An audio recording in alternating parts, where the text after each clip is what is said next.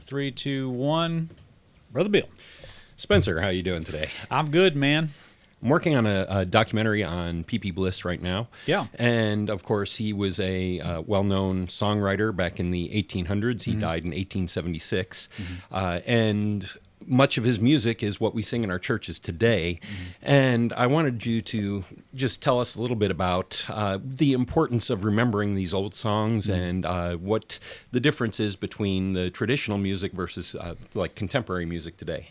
Yeah, when I was a little boy growing up, my grandpa said, "If it ain't broke, don't fix it." And I don't know what happened. Somebody came along and said that this isn't good enough anymore. The world's changed, so we need to change everything. And I think there's a little bit of there's a lot of things happen. I think pragmatism is a big part of that, which it's just, we're trying to rethink worship, and in order to rethink worship, you have to change the whole idea of what worship is, and really worship is for the Lord, not for us. That's right. And so you can't just like, I hate onions in my food. Okay, if you serve me food with onions in it, you can't just come up to me one day and just say, here's a bowl of onions just because this is what we want to give you. Well, I'm not going to eat it. Okay, right. but that's what these people are doing with God. PP Bliss and Fanny Crosby and all those people, they had it right. And God used all these hymns were born out of revival, real revival. And they're saying, well, God, we don't want to give you that anymore. Here's what we want to give you now. And they're saying God likes it. He loves it. And I'm not convinced that he does. And I think that's a dangerous game that they're playing with all that. So yeah, there's a great deal of difference between the songs that they wrote and what is being produced today. In my opinion, what's produced today is much more shallow, much more emotional rather than doctrinal. Yeah. So would you agree with that? Any comments on that? Sure. Yeah, I think it's all emotional. And I was talking to somebody today about intellect, emotion, will, and it ought to all. Truth, a sermon, a song, whatever, should have some sort of intellectual appeal to it. It ought to say something. I'm amazed at these old hymns, the masterful rhyme and meter that they have. John Wesley, or I believe it's Charles Wesley, and Can It Be? My chains fell off, my heart was set free. I rose, went forth, and followed thee. Amazing love, how can it be that thou, my God, hast died for me? You compare that to these average ditties in these average churches. It's like stupid people wrote these new songs, and it's just like I don't know. At somewhere along the line, 40 IQ points was lost. Okay, Right. So it's not intelligent music, and then second of all, it's not even. It's all emotion. Ooh, ooh, ooh. And there's no. That's not theology. No. I get emotional about the Lord. There's nothing wrong with getting emotional about the Lord. Absolutely. But that ought to be born in some sort of intellectual truth. Not just, I just feel good about feeling good about God. And that's really what they're doing.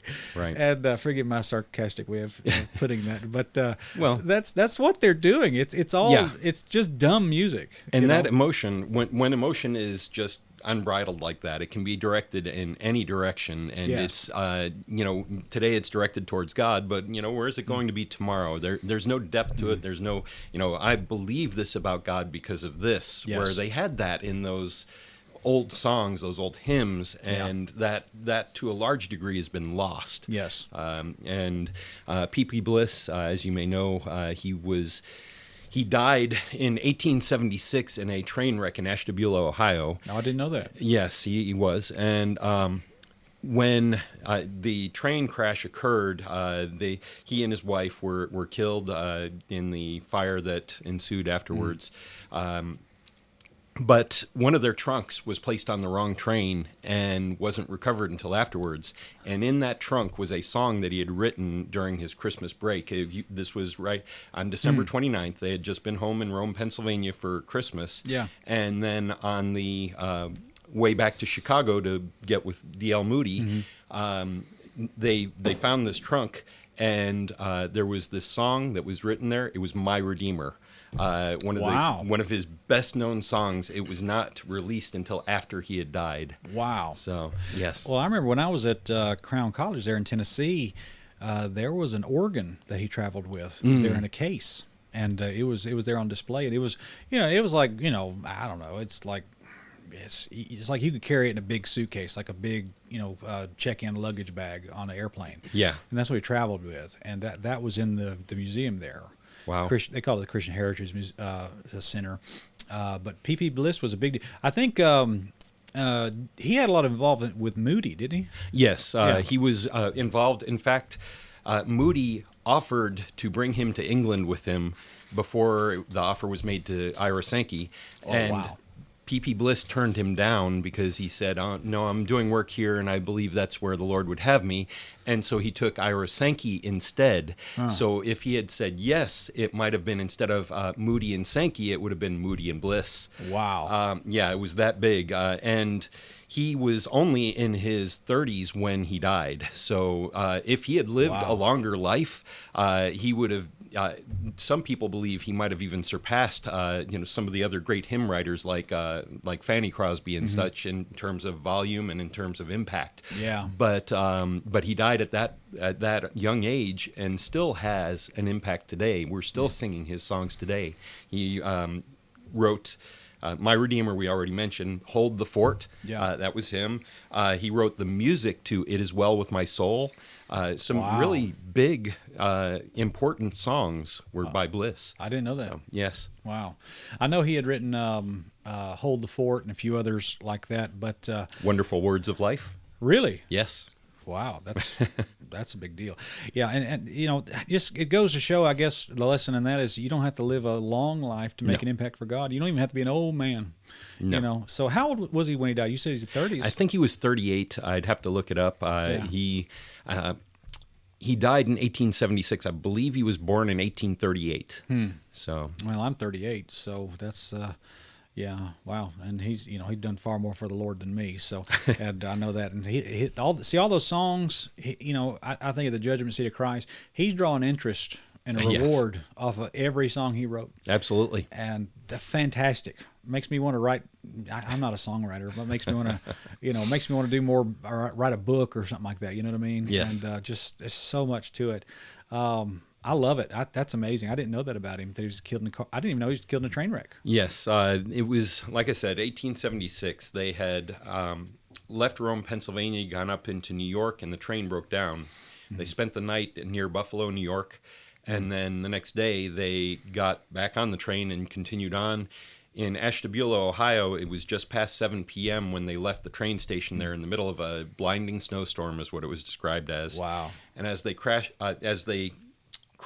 the Ashtabula River, the trestle collapsed. The train plunged into the ravine below, and it was something like 96 people died in that. And actually, when the train crashed, the potbelly stoves burst open, and that's how the train burst into flames. Yeah. But by some miracle, PP Bliss actually made it out alive, but then realized his wife was still inside and went back to get her, and she was trapped, and he decided to apparently stay with her. Wow. And they both perished in the flames. Wow. There's a old book, Romance in a Song. Okay. Is that what you've read on that? I think No. that's about PP Bliss, because Clarence Sexton told us to, he had this, he would give us books Okay. in the college, but then it would show up on our school bill, and full price. All right. He did that all the time. And I have that song on a shelf somewhere. I need to recommend that to you. Maybe you can recommend that in the video or something. I don't know. Yeah, no, I'm not familiar with that. I'd be interested in seeing that. Yeah, I think it's upstairs. I'll see if I can pull it out and show it to you. But yeah, that's amazing. That's amazing. 1870. 76. 76. Yes. Wow. December 29th. Wow. It was right after Christmas. In fact, he had actually contacted the folks over in Chicago to ask for an extension of his Christmas break because he wanted to stay there with his family. And they said, no, we have meetings booked and everything. We need you back here right away. That's the reason he was on that train. Otherwise, he wouldn't have been. Wow. Yeah. Wow. That's incredible. That's incredible. Yeah, we also went down to Pennsylvania, to Rome, Pennsylvania, and visited the PP Bliss Museum there. We had to get an appointment to go see it and everything because they're only open a few times a year. And so we Really? contacted them and said, hey, we want to film there, and they allowed us in. Wow. And you filmed in there? Yes, Wow, that's awesome. I didn't even know that was a thing. it is. Wow. Well, you got anything else you want to add to that? No, I think that'll do, and we need to get on to your broadcast. We got about 10 minutes.